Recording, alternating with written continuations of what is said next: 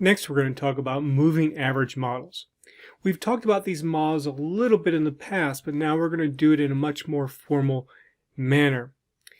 Once we talk about moving average models in a future subsection, then we'll put together the moving average part of a time series model with an autoregressive part of the time series model, so we can form what are called ARIMA models, or autoregressive moving average models. First though, let's focus on this moving average model. Okay, so this is a general representation of a moving average model. We have x of t on the left hand side, and then we have this linear combination of these wt's, where we start at wt and go back in the past up to, let's say, t minus q as our time point. Since I have a q there, then we can say that this is referred to as a moving average Q model, moving average of order Q model, or MAQ model. Now, with each of these W's, except for the very first one, or you could say the current time point T, we also have corresponding parameters in front of the W's. And much as we saw with an autoregressive model, this controls how much these past time points have an effect on the current time point. So for example, if this theta 1 was equal to 0, then that says that the most recent past time point, t minus 1, doesn't really have an effect on what x of t is. If it's positive, it says a positive impact. Negative says it has a negative impact. Eventually, what we will want to do is actually estimate each of these coefficients on the W's, these thetas, using actual observed data. So these thetas are parameters. Now we can rewrite this model in a little bit more compact form using using a moving average operator, this theta of b. And what that simply represents is, well, 1 plus theta 1 times b plus theta 2 times b squared plus all the way up to the q theta with the b raised to the qth power. So again, the b represents our backshift notation. Now, each of these w's also corresponds to white noise. Very often we will assume this white noise comes from a normal distribution. We need that, for example, for estimation purposes. One other thing here is that notice how I have plus signs here, separating the different terms of our model. This is not always standard in all textbooks. Some textbooks will actually put negative signs there. Also, notice how I have plus signs here as well in this autoregressive operator. In this moving average operator. Notice how that's different from what we had with the autoregressive operator that we saw before. A good way to always remember, do I put a plus sign or negative sign in front of these parameters, is if anything is on the right side of the equation, whether it's moving average or autoregressive, you always have a plus sign with it.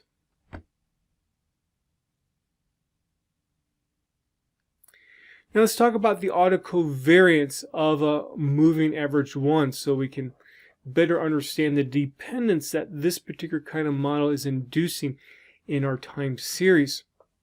So an autoregressive one model looks like this. X of t is equal to wt plus theta 1 times wt minus 1. Now, gamma of h then is our again, our autocovariance at lag h.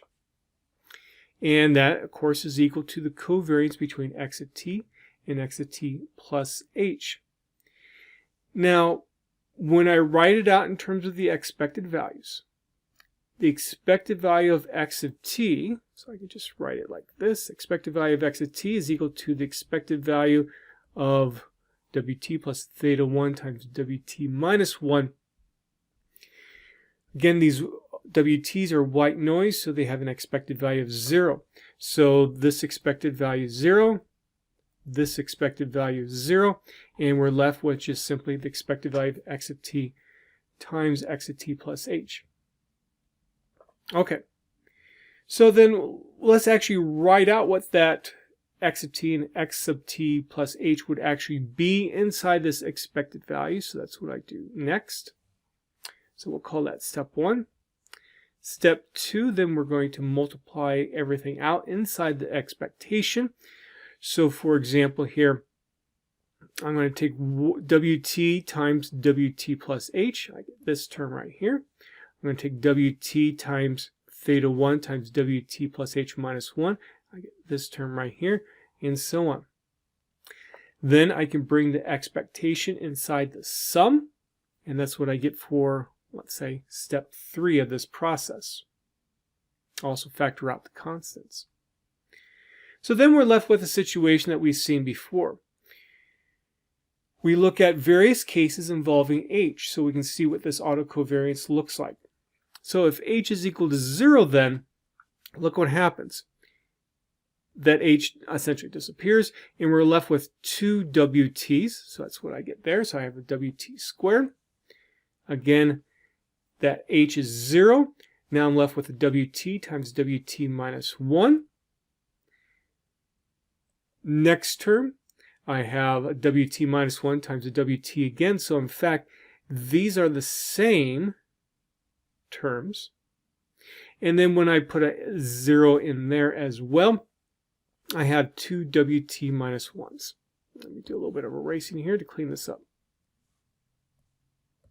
Okay. Now, I'm going to combine these two terms. So I get 2 theta 1 times expected value of wt minus 1. Now, these wt's are independent of one another, so I can distribute the expectation through the product, and that's what I do here. Now, notice that, again, each of these expected values of a wt are equal to 0, so eventually this term is going to disappear. Now, for the expected value of wt squared, we do the same thing that we've done in the past. We write this now as the variance of wt plus the expected value of wt, that quantity squared. I do something very similar here as well for when I'm working with w sub t minus 1 squared. Notice how I have that constant still out in front, that theta 1 squared with it. So that's why I have a theta 1 squared there.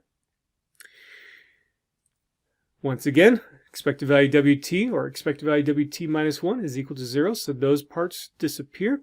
And I'm left with the variance of wt, sigma squared w, plus theta 1 squared times the variance of wt minus 1, sigma squared w. And finally, I get sigma squared w times the quantity 1 plus theta 1 squared. That's my autocovariance at lag 0. In other words, my variance of x of t. Then, if I go to, let's say, lag 1, what do I get? So let me come back up here and do a little bit of erasing. Okay. So, after I've multiplied everything out and distributed the expectation through, so this step 3 here, look what happens when I put a 1 here, a 1 here, a 1 here, and a 1 there. Notice only in one place do I actually get an agreement in terms of the subscripts that are left over amongst these w's. So what we see here then is that this 1, I have a 1 minus 1 there, so now I have just a wt left over. And that's where that part comes in. All the other subscripts do not match up. We know what's going to happen. The expected values are going to end up being 0 in those cases when the subscripts don't match up. And we only have to worry about when they do match up. And so if you go through the actual derivation and all the steps, you get theta 1 times sigma squared w. Well, what about for h equal 2? Well, again, let's come back up here. Do some erasing. So when I plug in a 2 here for h, notice the subscripts don't match up. When I plug a 2 in here for h, I have a wt times a wt minus 1. Plus 1. The subscripts don't match up. When I plug in a 2 there, subscripts don't match up. And here as well, the subscripts do not match up. So what ends up happening then, excuse me, I get 0 for my autocovariance. That's interesting. And in fact, you could do that for h greater than 2 as well, and you're going to get exactly the same thing. The autocovariance is also always equal to 0. So then, in summary then, my autocovariance function looks like this, where I only have 2 non-zero values for it. Then if I look at the autocorrelation function, of course at h equals 0, you're going to have autocorrelation of 1. At h equal 1, then what I have here then, let me come back up. Okay. So here's my variance that goes in my denominator. As you can see right here. Here is my autocovariance at lag 1. Look what happens. Some parts disappear and I get theta 1 over 1 minus theta 1 squared. But for h greater than 1, of course we're just talking about integer values here, my autocovariance is always going to be equal to 0. This is very, very important to us to see something like this. Here's why. Suppose I actually got an observed sample and I calculated the autocorrelation function based upon the sample data itself, and perhaps it looks something like this. So here's lag 1, 2, 3, 4, 5, and I could keep on drawing it. And we know from these plots that we've done before, we have these little border lines that are drawn here to help us determine, well, is the autocorrelation equal to 0 or not? And let's say with this particular sample, the first autocorrelation goes up above that dotted line.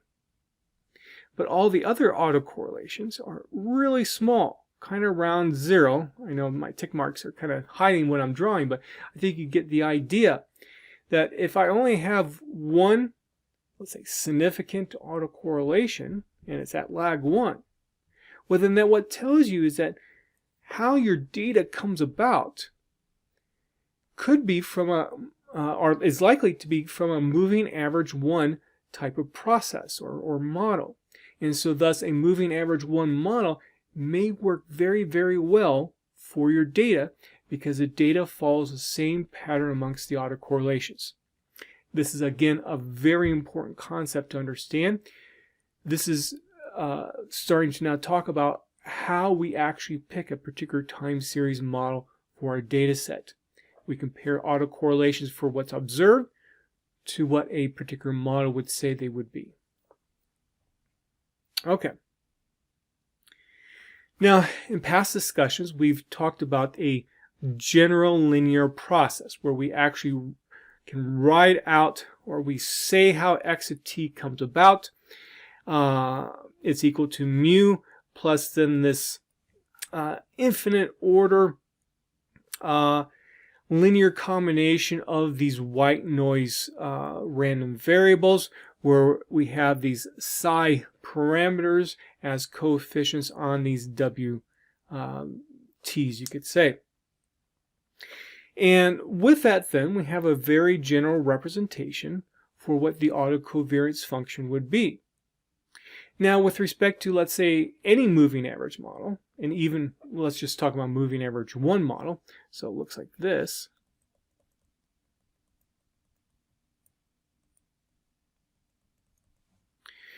Now essentially what we can look at here is that psi sub 0 would be the coefficient on our WT for our moving average model. So it would be equal to a 1. Psi sub 1 is this theta 1 here. So because of that then, we have a very simple representation of this general linear process as a moving average 1, and we can use all the components that we get in terms of this autocovariance function representation then to find our autocovariance in a, you could say, a little bit of different manner than what we just did. And so this is what I do here. Please make sure you go through the steps on your own to see how this all lines up. Okay, so let's take a look at an example. The purpose here is to see what, if I have a moving average 1 model with either a positive coefficient for, the positive parameter value for theta 1 or a negative value, so that we can see what a plot over time will look like for particular data that's simulated from this kind of model. Again, in the back of your head, think about we want to eventually use these kinds of models for observed data. And so what we see from the simulation point of view will lead us to what we would look for in terms of the an actual observed time series. When we're looking at some of these plots here, again, think about where some plots are maybe more choppy, or there's a lot more oscillation in the time points over time. The observed values over time. Also think about what would happen to a plot if, let's say, theta 1 was closer to 0. Okay, so here are what the autocorrelations would look like across the lags. Again, since it's a moving average 1, once you get to lag 2, you're always at an autocorrelation of 0. But the autocorrelation then for lag 1, we have a positive 0.7, using our expression that we saw a few pages before, would be positive 0.47. When I have a negative 0.7 for my theta 1, I get a negative 0.47. So in both cases, I have moderate association between xt and xt minus 1, where either it's a positive association or a negative association. And we can see from these plots what happens then. So this is a case where I do have this positive association. And so what we would expect is that often when I have, let's say, high values of x of t, my next value in my time series, again, 1 lag apart, is also going to be high. Similarly, when I have low values in my time series, my next value is likely to be low as well. And we can see how this is actually occurring on the corresponding plot here. Contrast that to the situation now when we have that negative theta. So we have a negative 0.47 now as our autocorrelation. And now we can see a lot more oscillation that's occurring, because what that's saying is large values of x of t tend to go with the small values of x of t minus 1, and vice versa. And so we see this more up and down, more jaggedness to our corresponding plot. Now, how did I actually simulate this data here? Well, let me come over here to 10. And I can set a seed so I can reproduce my results. I'm going to put my results into an object called x. Similar to what we did for an AR model, I'm going to use ARIMA.sim to simulate my data. My first argument is my model, and I list out then what the corresponding moving average coefficients would be. So this is a list. It has a component called MA, and I list out values of theta. In this case, I only have theta 1. If I had theta 2 as well, perhaps that was positive 0.5, I would just enter it in like this. Now, since I only have a theta 1 there, I don't actually need the C function to work with it. I just do this because, often we will have a theta 2, a theta 3, and so on. And so that's why I have the C function there. I'm going to simulate a sample size 100. My white noise is always going to be from a normal distribution. I'm going to use the default of a mean of 0. My standard deviation, though, is going to be set to 10. And so when I run this segment of code, oops, let me try that again. I think actually I lost a parentheses there. So when I run my segment of code here, there's my corresponding time series. Let me jump back over here to Word. And then I can use my usual methods to actually do a plot to the corresponding data. Okay. As we've seen before, we also have this function ARIMA ACF. So this allows me to find the autocorrelation function for any autoregressive moving average type of model. And so here with ARIMA ACF, I have an argument called MA for the moving average part, and I put in what my theta 1 would actually be. I can specify how many lags I want to see, and in this particular case I decided to round to 4 digits. And so this is what we get for our autocorrelations, and it's exactly what we saw before. So here's this 0.47 at lag 1. Notice all the other lags have a value of 0. And once again, at lag 0, we don't care about that. I can then do a plot of my corresponding autocorrelation as well. Remember, with using the plot function here, we want to specify both the y argument, which corresponds to the autocorrelations, and also the x argument, where we need to start at 0, because ARIMA ACF gives us the lag 0 value for the autocorrelation.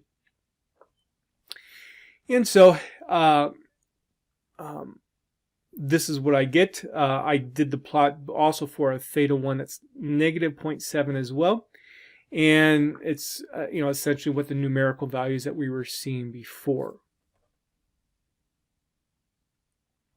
Now we could also use ARIMA to MA, which isn't very useful in this particular case because we have a MA only model, but I just showed here just to give you more experience with this particular function.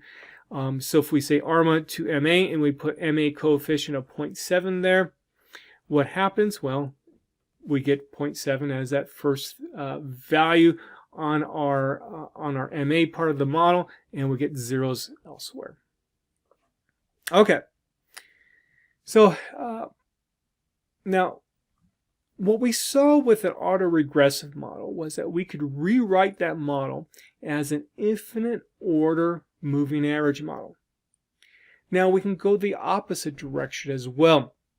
We can write a moving average model as an infinite order autoregressive model as well. And when we can do that and also satisfy some other constraints, we have what's called an invertible process. So with an AR model, we had a causal process. Here, when we do the opposite, when we start with a moving average model, we have an invertible process, it's called. Okay, so our actual representation, x of t is equal to theta of b wt. That's our regular old moving average Q model. Now what I want to do is rewrite this as a infinite order autoregressive model. So now I have a pi of b as an operator on x of t, which is equal to wt. So in other words, this pi of b is going to be 1 over theta of b. Okay. Notice that this is infinite order here. And so notice I have a dot, dot, dot there. Now, with our moving average model, this is going to give us more motivation for why we are interested in rewriting the model as an infinite order autoregressive. Now, with our moving average model, you can say we kind of have like somewhat of a problem with using these. Consider these two different models here. X of t is equal to wt plus 0.1 times wt minus 1. So let's say theta 1, or we could just call it theta since I only have one theta here. It's 0.1. And in this other model, we have a theta 1 that's equal to 10. Okay. Now, the autocorrelation at lag 1 for both of these models, again, the general representation is this. the autocorrelation for both of these models is exactly the same. It's equal to 0.09. So this is a little bit disappointing that we could have the exact same autocorrelation for two different possible models. We don't have a uniqueness here. So we have these two different models. Well, which one do we use? Well, this little paragraph here, or sentence, gives us some idea. It's not going to give us a full idea here, but the model that is chosen to represent a series is the one that has an infinite order autoregressive representation. That chosen model is called an invertible process, or invertible model. We will get into more of the details behind the constraints that we're going to put on these thetas that ensure that we can actually represent it as an infinite order autoregressive without having any problems. We will get into these constraints actually in the next subsection. So with that then, that's an introduction to moving average models.